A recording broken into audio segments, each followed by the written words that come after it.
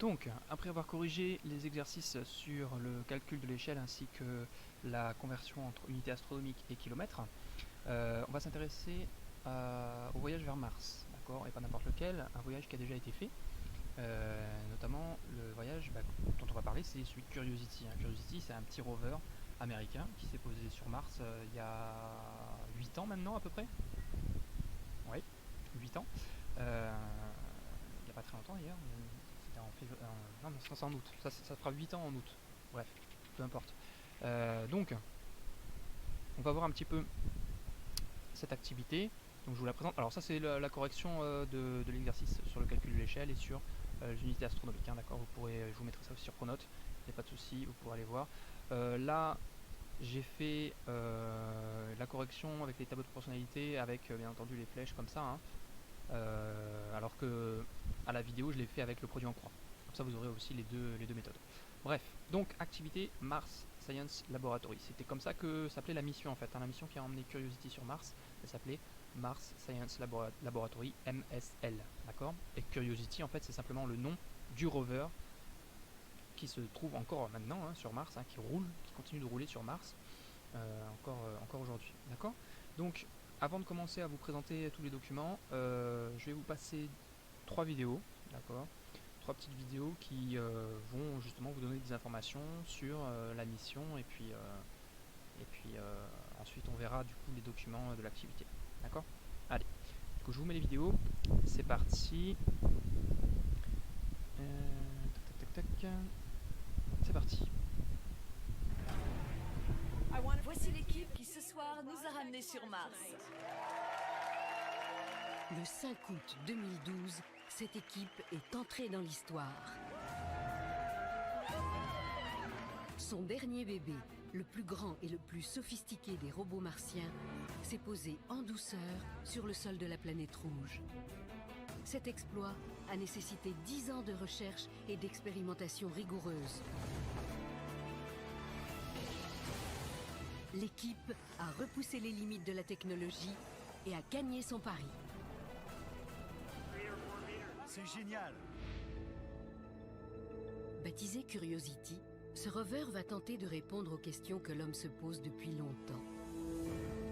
Y a-t-il actuellement, ou y a-t-il eu dans le passé, des formes de vie sur Mars? Sommes-nous seuls? Pour moi, c'est la grande question scientifique. Regardez! Mars a déjà fait l'objet de nombreuses explorations. Et les missions précédentes ont dévoilé une planète plus dynamique qu'on ne l'aurait jamais imaginée.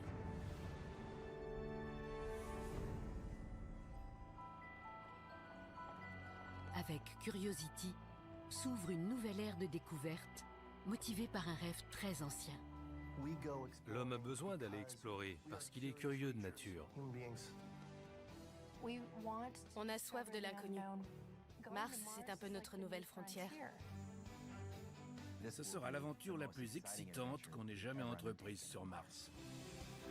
Ce rover a été créé pour percer les secrets de la planète rouge. Embarqué avec la mission Curiosity.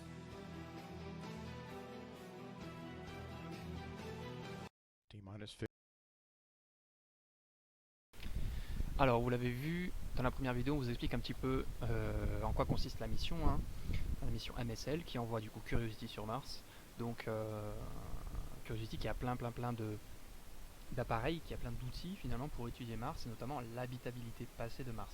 Curiosity, en fait la mission principale de Curiosity c'est de savoir si Mars un jour dans son passé, il y a plusieurs milliards d'années, a pu être habitable, c'est-à-dire que est-ce que Mars a réuni les conditions propices à l'apparition de la vie? Est-ce qu'il y a eu de l'eau liquide sur Mars? Est-ce que la température a été assez élevée pour que la vie puisse se développer, etc. D'accord. Donc voilà, donc première petite vidéo, je vais vous passer les deux autres ensuite. Je vais simplement m'attarder un petit peu sur le premier document de l'activité. Donc vous voyez ici Curiosity tout en bas. Voilà, donc qui ressemble à ça. Alors la taille de Curiosity, c'est à peu près une grosse voiture, il a à peu près la taille d'une grosse voiture.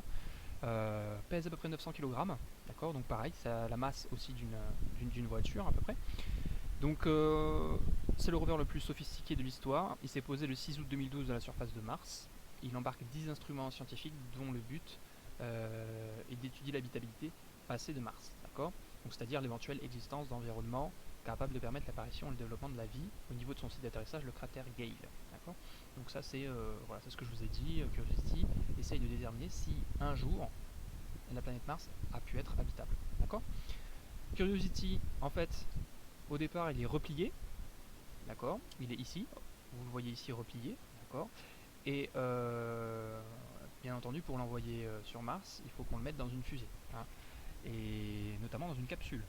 Et cette capsule-là, on la mettra dans la fusée. Donc c'est ce que vous voyez ici éclaté. Donc vous avez les enfin, toutes les parties de la capsule, pardon. Donc avec des numéros ici, par exemple numéro 1, ça correspond à l'étage de croisière, d'accord? Numéro 2, c'est le bouclier arrière, c'est cette partie-là. Numéro 3, c'est l'étage de descente. Vous le reverrez dans les vidéos que je vais vous passer après. Numéro 4, c'est le rover lui-même qui est replié ici. Numéro 5, le bouclier thermique. Et numéro 6, ici, c'est le logement du parachute. Parce que Mars, vous savez, enfin, peut-être que vous ne le savez pas, je vous le dis, Mars possède une atmosphère qui est beaucoup plus petite, beaucoup plus ténue que l'atmosphère de la Terre, mais elle possède quand même une atmosphère. Donc pour ralentir l'atterrissage de Curiosity sur Mars, ce qu'on fait, c'est qu'on utilise un parachute. D'accord? Voilà. Donc tout ça, bien entendu, c'est emboîté, et donc ça forme cette capsule-là, ici, que vous voyez, et qu'on met dans la fusée. Donc la petite capsule qui est ici, c'est la petite capsule qui contient le rover Curiosity. Donc cette fusée-là, comme toutes les fusées, elle est constituée de plusieurs étages. Le premier étage ici, qui est en fait un énorme réservoir, avec le moteur en bas, et vous avez 4 fusées d'appoint qu'on appelle aussi des boosters, d'accord?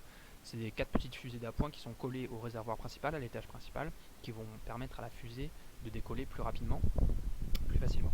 Ensuite, on a un adaptateur qui permet d'adapter le premier étage au second étage qui est ici, d'accord? Et le second étage, c'est pareil, c'est comme le premier. Vous avez un réservoir qui contient le carburant avec le moteur qui permet de pousser du coup la sonde qui est attachée au-dessus du deuxième étage. Et tout ça, c'est enfermé dans ce qu'on appelle une coiffe, d'accord? Qui permet de ne pas abîmer l'étage, le second étage et la sonde au moment du décollage en fait, parce que la fusée va décoller, et bien entendu, elle décolle très vite, elle a une très grande vitesse, et avec l'air, la vitesse de l'air, la vitesse relative de l'air, ça risque d'endommager finalement ce qui est à l'intérieur, donc la sonde. Donc on met une coiffe pour justement protéger ce qui est à l'intérieur de la coiffe, quoi. D'accord? Voilà. Donc je vous passe la deuxième vidéo. Donc la deuxième vidéo, c'est la vidéo du décollage de Curiosity. D'accord? À Cap Canaveral, c'était donc en Floride aux États-Unis. C'est de là-bas qu'a décollé Curiosity. Allez, c'est parti.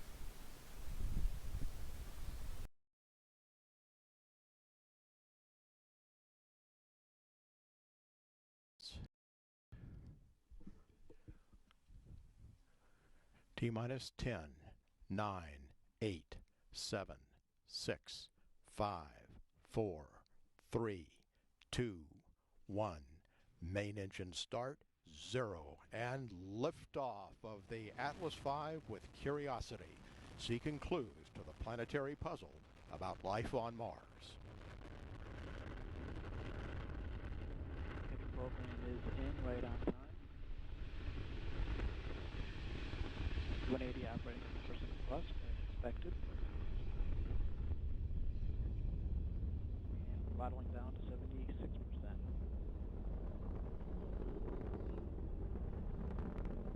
Program complete. And MSL is now breaking the sound barrier. SRB chamber pressures following the nominal curve. Everything looking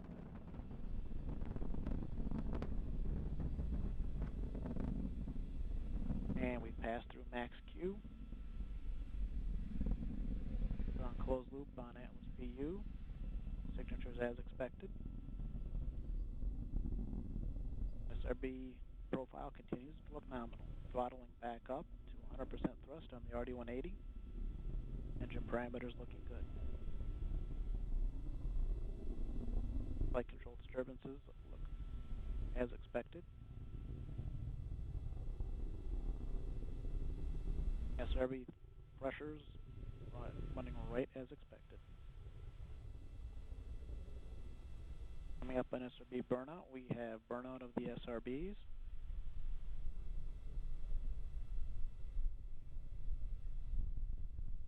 Everything is looking good. 10 seconds to SRB jet.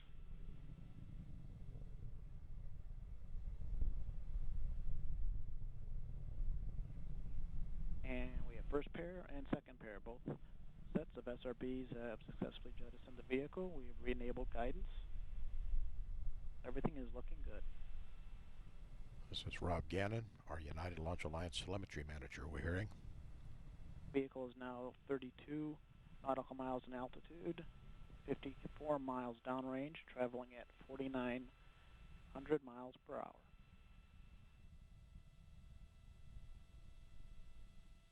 And we've throttled down to hold a constant 2.5 G level for payload fairing jettison.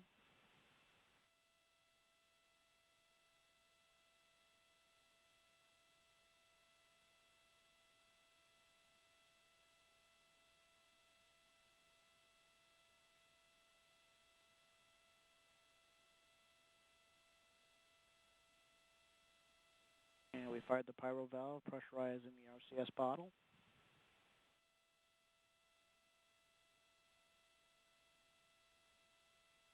Pressure increasing in the loop as expected.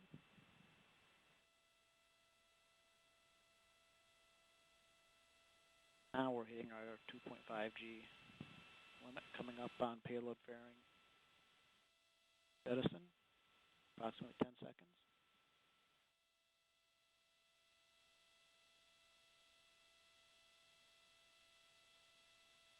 Fairing jet.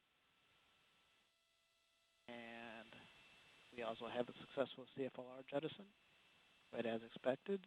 Throttling up on the RD-180, everything looking good. Coming up to 89% thrust.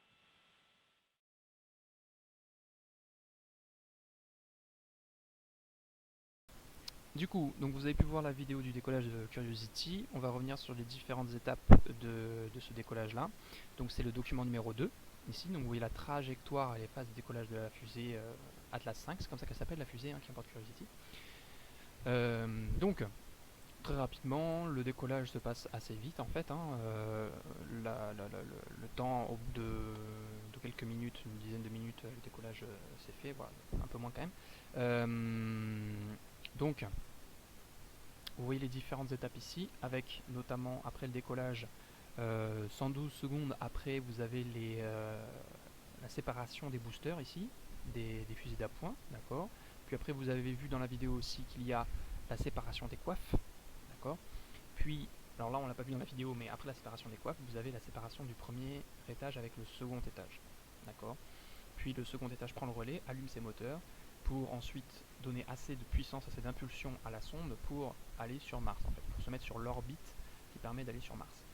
Une fois que le second étage a donné assez d'impulsion, hop, il y a un détachement du second étage avec la sonde. La sonde est ici, c'est elle, c'est dans cette sonde-là qu'il y a le rover, et c'est elle du coup qui va aller sur Mars.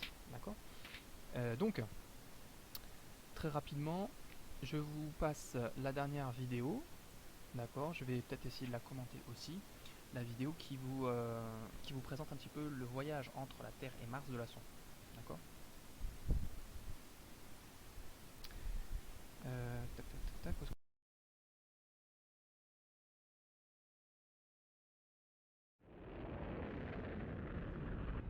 Donc voilà.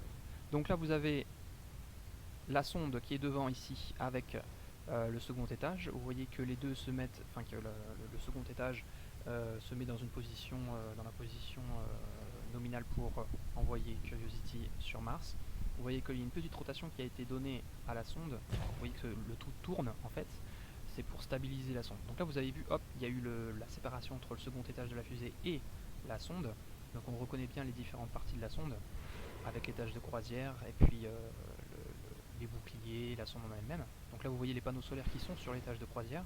L'étage de croisière qui permet justement, il y a des antennes dessus, hein, et c'est cet étage de croisière qui permet à la sonde de communiquer avec la Terre durant le voyage. D'accord. Et de voir s'il y a des rectifications de trajectoire à faire pendant le voyage entre la Terre et Mars.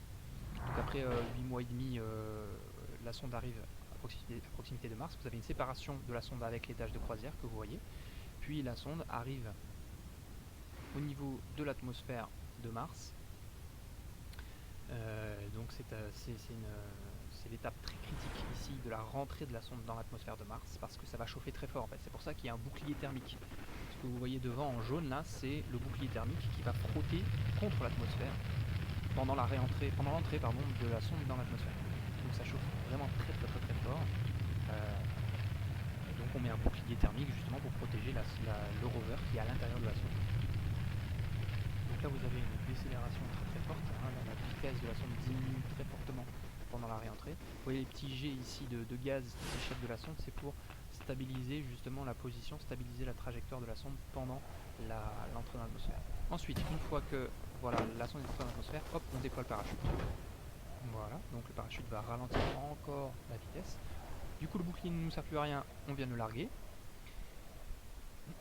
Et là vous voyez en dessous donc ce qu'il y a à l'intérieur de la sonde, donc le rover Curiosity avec l'étage de descente. Hop, on largue l'étage de descente avec Curiosity, les rétrofusées de l'étage de descente se mettent en marche et donc permettent à la sonde de se rapprocher de la surface de Mars à une vitesse correcte. Donc ça aussi c'est une phase très critique de l'atterrissage, il faut que toutes les rétrofusées fonctionnent bien entendu, s'il y en a une qui ne fonctionne pas, bah là c'est voilà, le rover s'écrase sur Mars. D'accord. Donc là vous pouvez voir ici une petite caméra qui a été installée, là tout ça ce sont des images de synthèse, mais là maintenant, voilà, les images que vous voyez maintenant, ce sont les vraies images qui ont été envoyées par Curiosity lors de son atterrissage sur Mars. Il y a une caméra sous Curiosity pour pouvoir filmer l'atterrissage. Ensuite l'étage de descente fait descendre Curiosity via un treuil. Ce sont des étapes vraiment très complexes hein, qui ont été réalisées ici. C'était, alors je sais pas, je pense que c'était la première fois qu'on faisait ça. Un atterrissage de rover sur Mars utilisant un treuil. Une fois que voilà, Curiosity a touché le sol, hop, les câbles du treuil se déconnectent et l'étage de descente va s'écraser sur Mars un petit peu plus loin pour ne pas endommager le site d'atterrissage du rover. Donc là vous voyez le rover ici qui est posé sur Mars et qui va du coup se mettre en route, qui va déployer ses instruments, notamment le mât que vous allez voir, le mât au sommet duquel vous avez les caméras qui prennent du coup, voilà, vous le voyez le mât avec la caméra, la tête en fait, hein, c'est la tête de Curiosity, qui peut prendre des photos, des panoramiques de Mars, de la surface de Mars. Voilà, donc là ce sont encore des images de synthèse, hein. Jusqu'à présent c'était que des images de synthèse, sauf bien entendu la petite partie où je vous ai dit que c'était des images réelles hein, de l'atterrissage sur Mars. Donc là vous voyez, Curiosity du coup, qui fait des mesures sur Mars. Donc à côté de la petite caméra que vous voyez au-dessus du mât, enfin au sommet du mât, vous avez voilà le laser, un laser qui permet d'analyser certaines propriétés de la surface de Mars, propriétés chimiques de la surface de Mars. En plus de ça, Curiosity a un bras, d'accord, un bras qui lui permet de forer la surface de Mars, de faire des trous dans la surface de Mars pour prélever des échantillons. C'est ce que vous êtes en train de voir là. Donc le forêt qui creuse voilà, la surface de Mars pour prélever des échantillons. Et ensuite ces échantillons vont venir dans le petit laboratoire mobile qu'il y a sur Curiosity pour être analysés. C'est pour ça que cette mission là s'appelle Mars Science Laboratory, parce qu'en fait Curiosity, le rover, c'est un petit laboratoire scientifique à lui tout seul en fait. Hein. Donc là vous voyez qu'il y a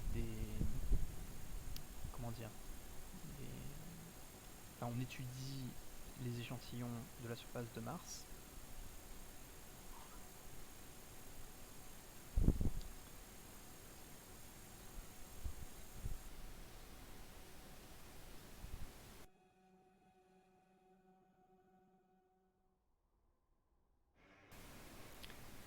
Et donc voilà. Donc vous avez un petit aperçu justement de tout le chemin qu'a fait Curiosity depuis son décollage jusqu'à son atterrissage sur Mars. Voilà, donc du coup si on reprend ici maintenant le document suivant de l'activité, c'est voilà le chemin, la trajectoire qu'a fait Curiosity depuis son lancement de la Terre jusqu'à son arrivée sur Mars. Alors vous voyez, au moment du lancement, la Terre était ici et Mars était ici. C'est un petit peu bizarre, hein. On voit que Mars est en avance. Alors les planètes elles tournent dans ce sens-là, hein, d'accord, dans le sens inverse des aiguilles d'une montre ici. Donc vous voyez que Mars est en avance par rapport à la Terre.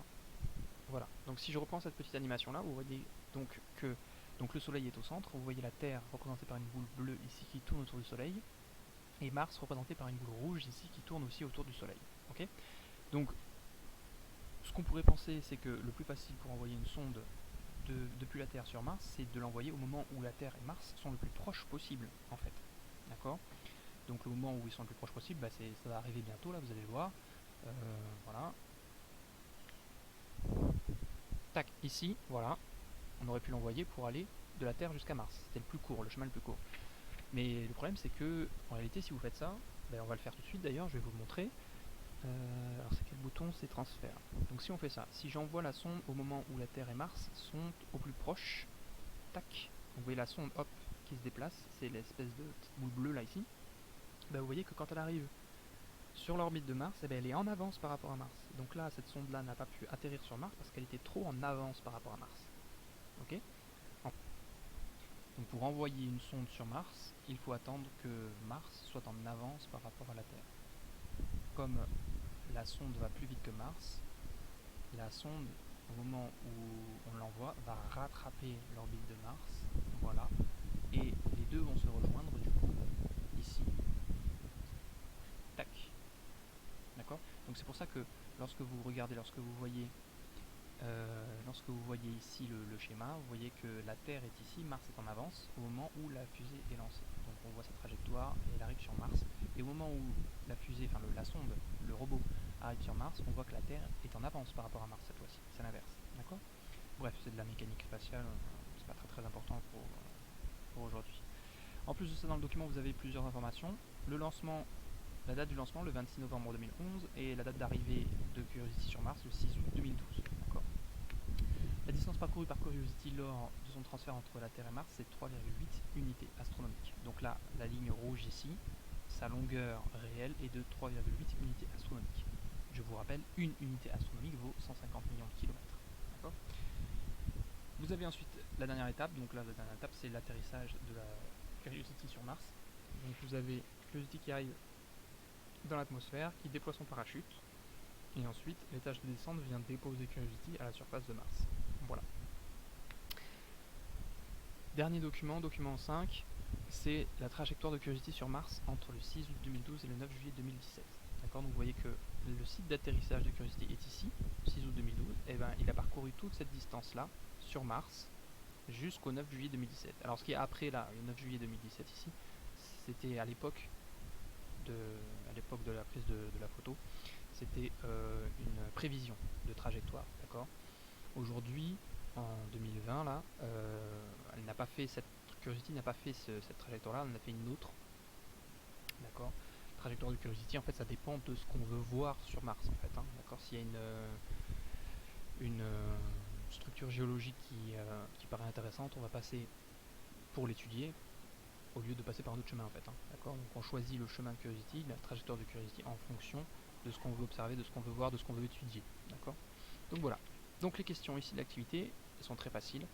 Donc première question, quelle est la mission principale du rover Curiosity sur Mars? Deuxième question, quelle est la durée de son voyage depuis la Terre jusqu'à Mars? Et troisième question, il faut utiliser le document suivant là, différents types de trajectoires, pour répondre aux questions A, B, C et D. Donc quelle est la forme de la trajectoire de la fusée lors de son décollage? Quelle est la forme de la trajectoire de la sonde lors de son transfert entre la Terre et Mars? Quelle est la forme de la trajectoire de la sonde avant et après la rentrée atmosphérique? Et enfin, quelle est la forme de la trajectoire de Curiosity à la surface de Mars? D'accord. Normalement, l'année dernière, avec Madame Chavarin, vous avez dû étudier les trajectoires et les mouvements. Ça devrait être facile pour vous, normalement. Cette petite activité-là n'est pas très compliquée. Dernière question, entre le 6 août 2012 et le 9 juillet 2017, Curiosity a parcouru sur Mars une distance totale de 16,9 km. Quelle est la distance à vol d'oiseau en ligne droite, c'est-à-dire un vol d'oiseau, ça veut dire en ligne droite, hein, d'accord. Donc, parcouru par Curiosity entre le 6 août, et le 6 août 2012 et le 9 juillet 2017. D'accord, donc en gros, depuis ici jusqu'à ici, quelle est la distance en ligne droite? Et vous pouvez vous aider bien entendu de l'échelle en bas à droite ici, qui vous dit que la longueur du trait noir ici vaut 1 km. D'accord. Donc voilà.